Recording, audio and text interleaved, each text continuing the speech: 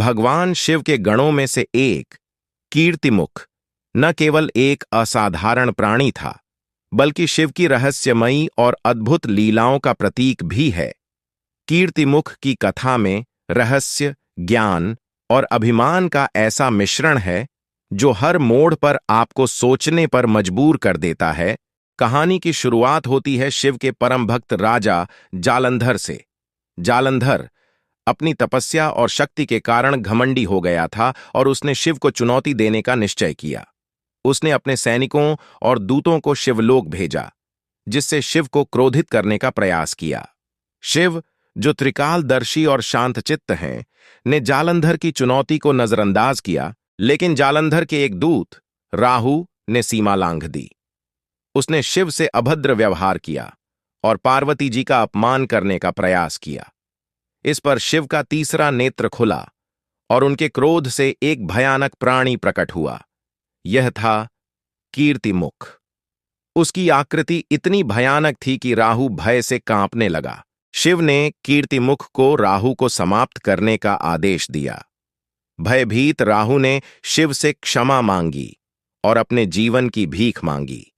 शिव ने उसे क्षमा कर दिया, लेकिन तब तक कीर्तिमुख की भूख जाग चुकी थी।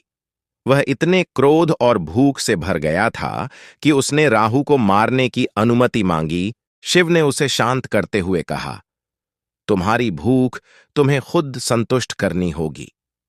तुम अपने शरीर को खा सकते हो।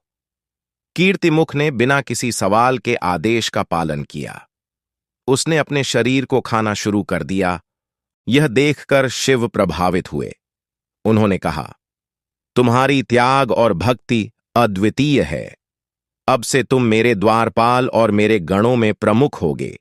हर मंदिर में तुम्हारा चेहरा प्रवेश द्वार पर होगा। जो तुम्हारे दर्शन करेगा, उसकी सारी बाधाएं दूर हो जाएंगी।